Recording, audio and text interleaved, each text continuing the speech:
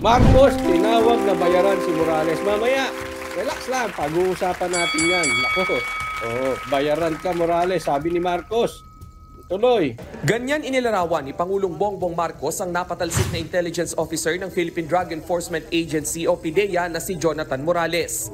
Nagpaunlak ng panayam sa media ang Pangulo habang nasa General Santos City kanina. Si Morales ang dating ahente na humarap sa pagdinig ng Senado kamakailan kaugnay sa tinaguriang PDEA leaks. At nagsabing sangkot si Marcos at aktres na si Maricel Soriano sa illegal na droga sa naunsyaming drug operation sa Makati noong 2012. Parang jukebox yan eh. Kung ano yung hulog mo na, basta maghulog ka ng pera, kahit anong kantang gusto mo, kakantayin niya. Oy, nako, parang may vlogger na ganyan ah. May tinawag na vlogger na ganyan si Sas ata yung may tinatawag na ganyan o si Banatay. Jukebox vlogger. Nako, kung anong hulog mo, yun ang tono mo. Sa madaling salita, bayaran ka Morales. Sa madaling salita, professional liar ka. Oy, teka muna, saglit, preno tayo, President Marcos. Matuwa kayo dyan. Matuwa kayo. Bakit? Nagsasalita na si President Marcos. Nagsasalita na siya. Kasi di ba, ang tagal siyang ini-engage. Okay? Mga vloggers, mga politiko, mga ibang ahensya, ini-engage si President Marcos.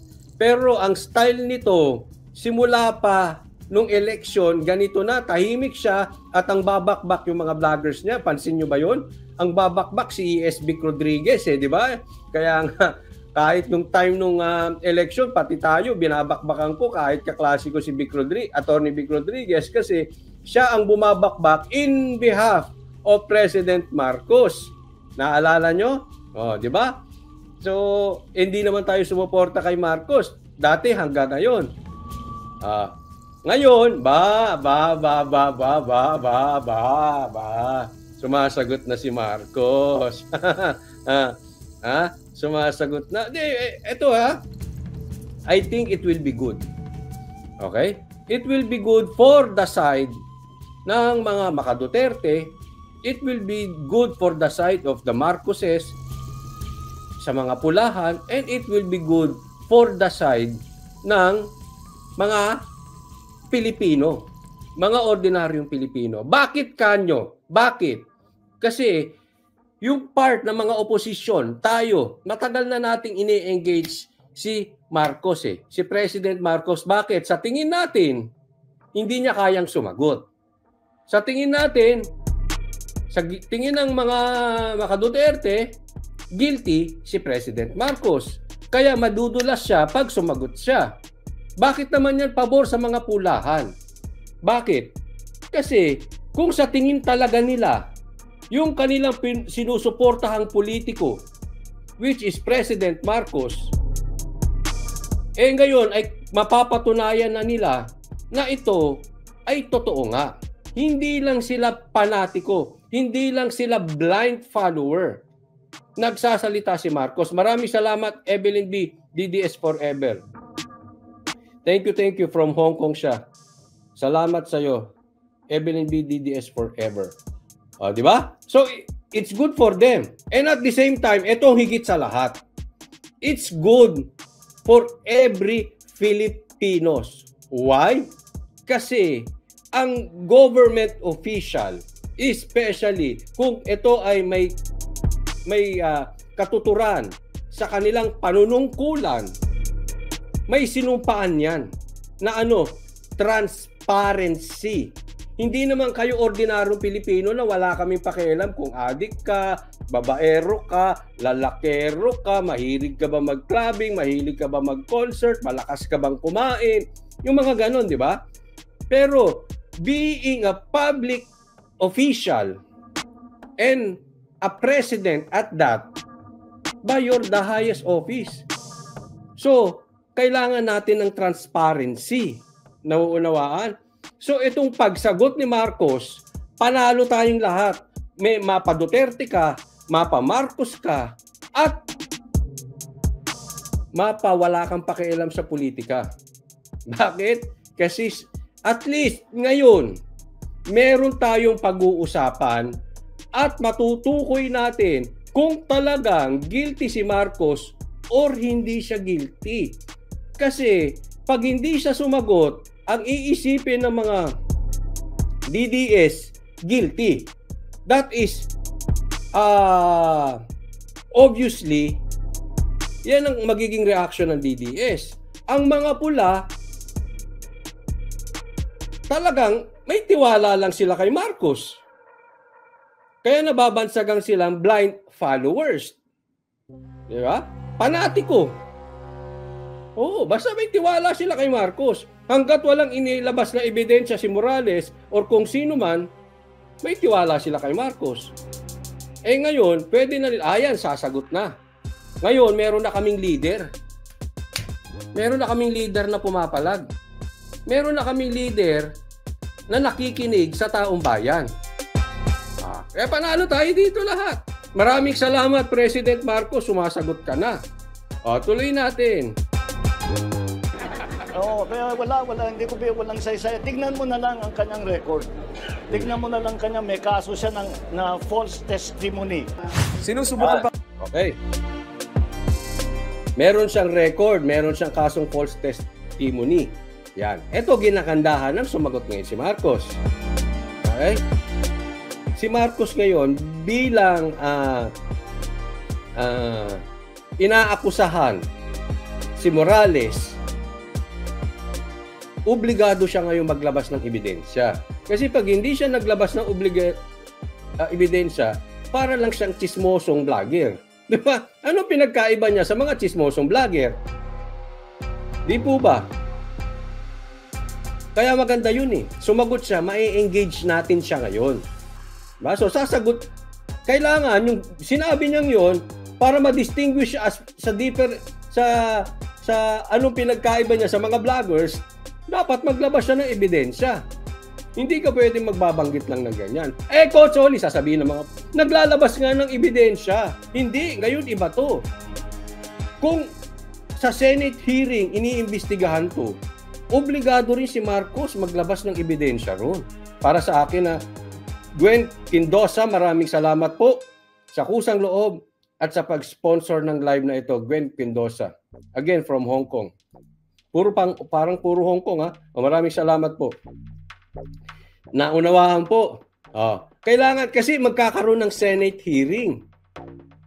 So, kung talagang inaakusahan niya ron, most probably, umattend ulit yan si Jinggoy. Pag umattend yan si Jinggoy, total, ginisa mo na si Morales, maglabas na rin kayo ng ebidensya. Total, pinagtanggol mo na si Marcos eh. Maglabas ka na rin, Jinggoy, ng ebidensya na proving kung ano yung sinasabi ni Marcos. Or kung ayaw ni Jinggoy maglabas, gusto lang niya mag-abogado kay Marcos, yun ang sabi ng marami, ang PIDEA ngayon, obligado maglabas ng ebidensya dyan sa Senate hearing. Kaya sabi ko sa inyo, panalo tayo lahat dito eh. Lahat po. Ngayon, ang labanan ngayon, hindi na balitaktakan ng bunganga. Ang labanan ngayon, balitaktakan na ng ebidensya. Kahit naman si Morales, napagbintangan siya eh.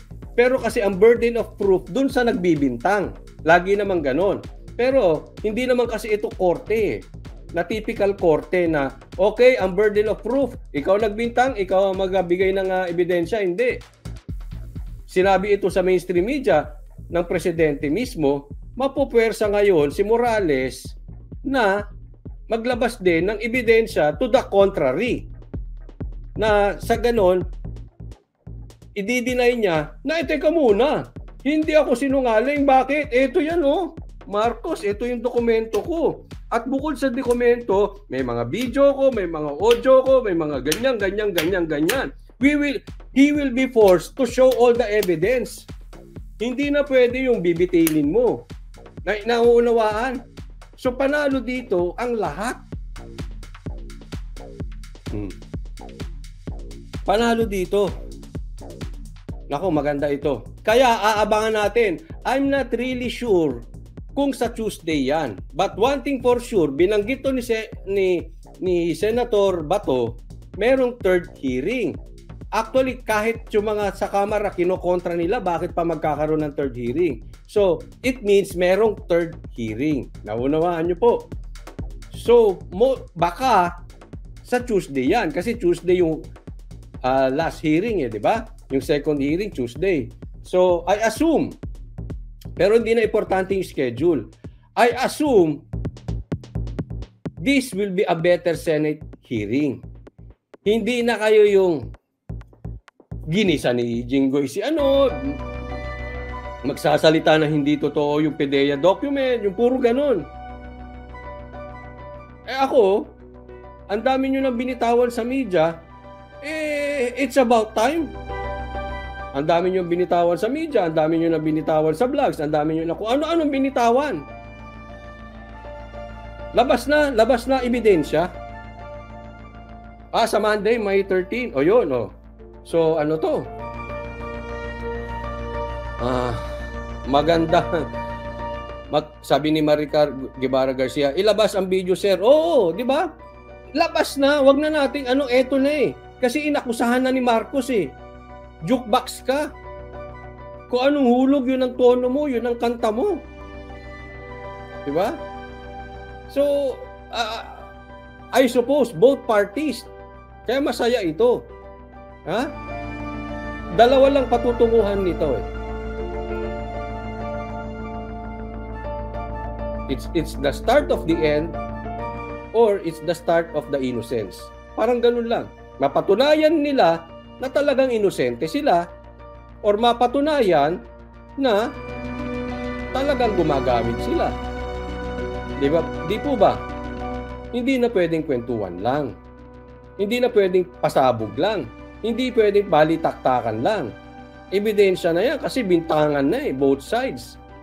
Coach Oli, meron nga daw ilalabas si Morales, hindi lang napalabas. Kaya nga, dapat hayaan na ni Senator Bato kung ano man yung ilalabas ni Morales.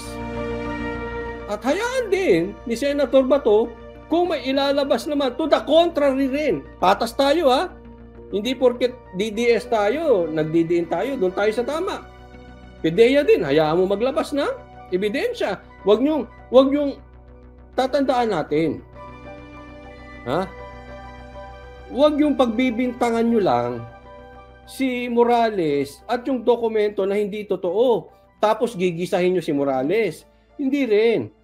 Dapat, both parties, kung gigisahin si Morales, gisahin din ng PDEA. Kung paglalabasan ng ebidensya si Morales, paglabasin din ng ebidensya ang PDEA. Proving na yung sinasabi ni Marcos na jukebox etong si Morales. Pareha sila. Si Morales naman, maglabas din siya ng ebidensya nang sa ganun, hindi siya mabintangang professional liar. Di ba? So, abangan natin yan. Napabaganda niya, sabi ni Pe, beginning of the end.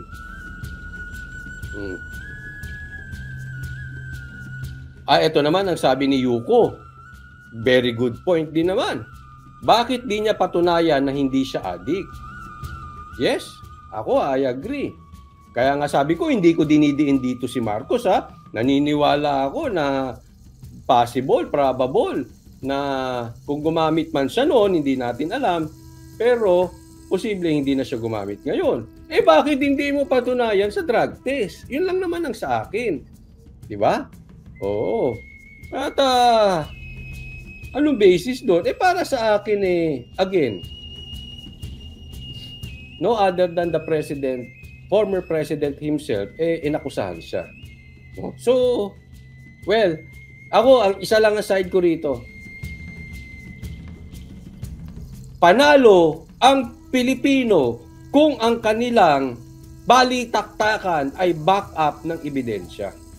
And I think this time, sa Monday, they will be forced na back upan yung kanilang salita kasi sumagot na si Marcos. Both parties Si Marcos, kailangan niya na back upan yan kasi hindi siya pwede magsasalita na para siyang vlogger na kumo-content lang. Kailangan back upan niya ng ebidensya. Same thing with Morales, back upan ng ebidensya.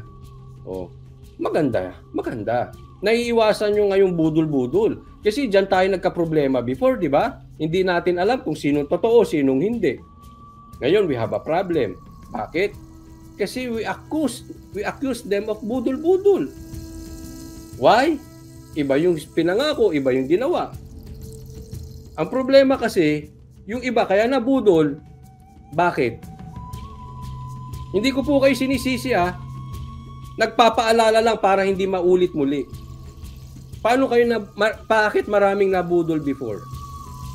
Hindi humingi ng ebidensya. Yun. Kung dati pa kayo nanghihingi ng ebidensya, yung mga nabudol, I'm 100% sure hindi si Marcos ang iboboto nyo. I am 100% sure because that is my opinion. Hindi ko sinasabing tama yan. Pero ako naniniwala ako tama yan.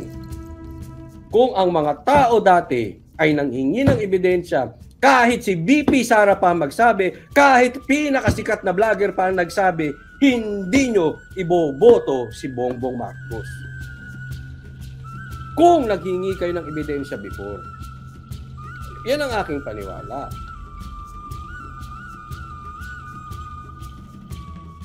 Ulitin ko, hindi ko po kayo sinisisi ha. Nagpapaalala lang para hindi maulit. It's very important to ask for evidence. Hindi sana nakalusot kung nanghingi kayo ng ebidensya, yung mga nabudol. Marami kasing nabudol, it's because they are just fanatics. Diba? Even yung mga DDS na talagang solid kay Duterte, ano sinasabi nila? Akala namin. Umasa kami. Diba? Ulitin ko ha, baka hindi ko po kayo sinisisi. Dinidiscuss lang. Pero kung nanghingi kayo ng ebidensya, hindi kayo basta naniwala kung kaninong politiko, kung kaninong vlogger, kung kanino man, garantisado yon, hindi kayo mabubudol. Kasi hindi mailalabas yung ebidensya.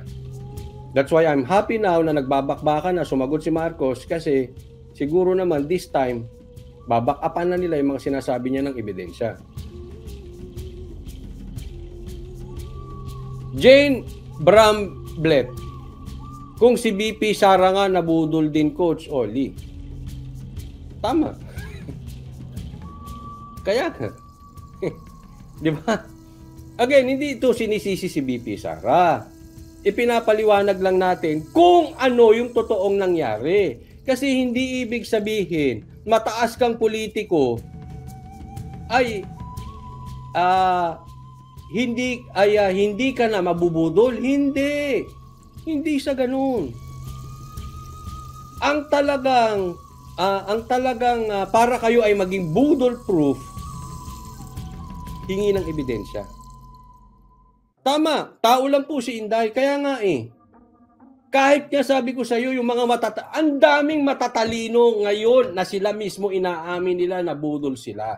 Ang tatalinong abogado. Di ba? Hindi ko sinasabing mas magaling ako sa kanila. Nagkataon lang at that time hindi ako pumuso. Ebidensya gusto ko. Resibo. Di ba? Hindi porket mataas na politiko, kilalang apelyido, hindi mabubudol. Hindi. Wala pong perpektong tao. Pero mas malaki ang chance na hindi ka mabubudol kung ginagawa na nating ugali ang laging humihingi ng ebidensya.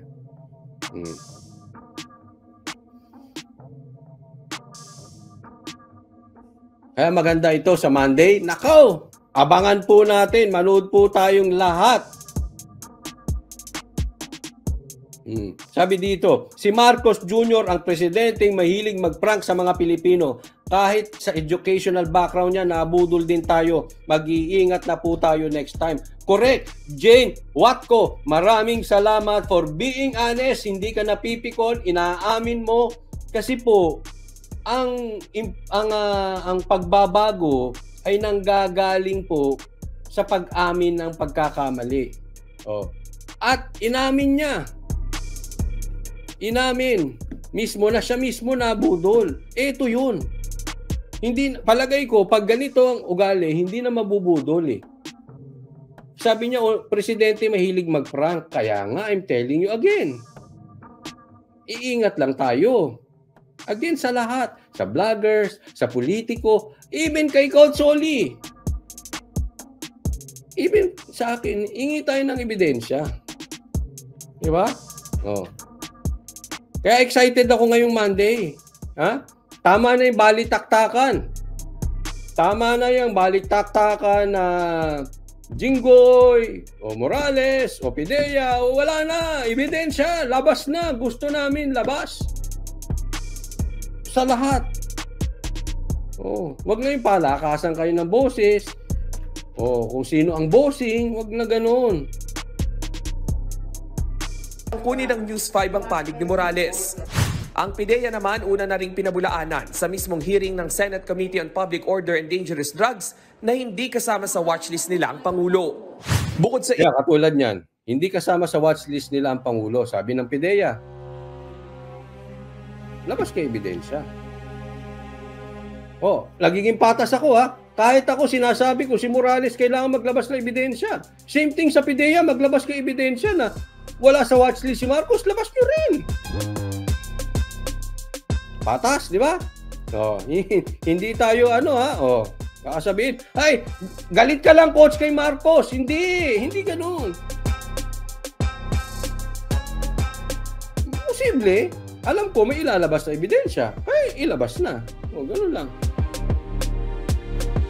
Heart win. Ako, Coach Oli, nabudol. Kami, buong family, BBM, sayang ang boto namin sa kanya. Thank you for being honest, ha. Palakpakan natin yung mga nagiging honest na nabudol sila. Ha? Tanggapin natin sila. Tuloy. Ang PIDEA naman una na ring pinabulaanan sa mismong hearing ng Senate Committee on Public Order and Dangerous Drugs na hindi kasama sa watchlist nila ang Pangulo.